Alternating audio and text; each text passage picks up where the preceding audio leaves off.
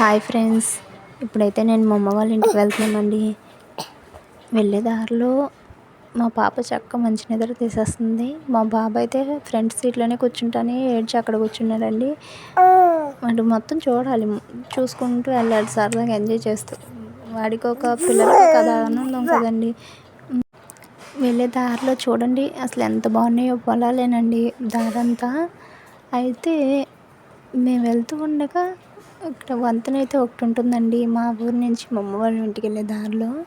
ఆ వంతెనని కొంచెం ఏదో రిపేర్ అయిందనుకుంటా, బాగు చేస్తున్నారు.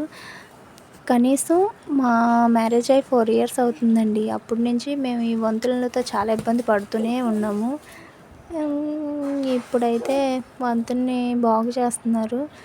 ఇటువైపు అసలు మేము వెళ్ళే వంతెన వైపు అయితే ఇప్పుడు వెళ్ళకూడదు, వెయిట్ ఎక్కువ క్యారీ చేయదండి ఈ వంతెన. అటు పక్కన ఇప్పుడు మీకు చూపిస్తున్న వంతెన ఏదైతే ఉందో అటువైపు నుంచే వెళ్ళాలి. అది రిపేర్లో ఉండటం వల్ల తప్పక ఇటువైపు వెళ్ళాల్సి వచ్చింది మేమైతే. మరి బాగు చేస్తున్నారు కదా, మాకు తప్పలేదు ఇటు వెళ్ళడం. అలా అయితే దాటేసామండి వంతెనని. ఎందుకండి వచ్చేసామండి మా అమ్మ వాళ్ళ ఇంటికి. ఐస్ క్రీమ్ తినే బిజీగా ఉన్నాం. మా బాబు మా పాప అల్లరి చేస్తున్నారండి. చూడండి మా పాప చేసే అల్లరి. ఆ కట్టను లాగేయాలి ఆమె ఎలా అయితే.